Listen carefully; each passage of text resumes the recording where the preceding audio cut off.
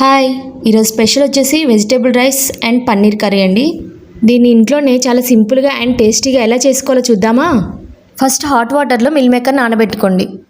ముందుగా ఒక గిన్నెలో తగినంత ఆయిల్, తగినంత నెయ్యి వేసుకొని మసాలా దినుసులు వేసుకొని వేయించుకోండి. దీనిలోకి ఒక ఉల్లిపాయ, 2 పచ్చిమిర్చి వేసుకొని మంచిగా వేయించుకోండి.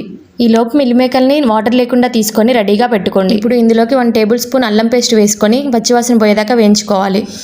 తర్వాత ఇందులో క్యారెట్, ఆలు, మిల్ మేకర్ వేసుకొని ఆయిల్లో మంచిగా ఫ్రై చేసుకోండి. ఇప్పుడు ఇందులో తగినంత ఉప్పు, కొంచెం ధనియాల పొడి వేసుకొని మంచిగా కలుపుకోవాలి. ఇందులోనే కొద్దిగా కొత్తిమీర వేసుకొని మంచిగా కలుపుకోవాలి. నెక్స్ట్ ఇందులో 1 గ్లాసు బియ్యానికి 2 గ్లాసుల వాటర్ పోసుకోవాలి. వాటర్ పోసుకొని వీటన్నిటిని మంచిగా కలుపుకోవాలి. ఈ ఎసరు బాగా మరిగిన తర్వాత మనం ముందుగా నానబెట్టుకున్న బియ్యాన్ని మొత్తాన్ని ఇందులో వేసుకోవాలి. ఒకసారి దీని అంతటిని మంచిగా కలుపుకొని మూత పెట్టుకొని ఒక 15 నిమిషాలు ఉడకనివ్వాలి. లాస్ట్లో కొద్దిగా కొత్తిమీర చల్లుకున్నారంటే నోరూరించే వెజిటేబుల్ బిర్యానీ రెడీ.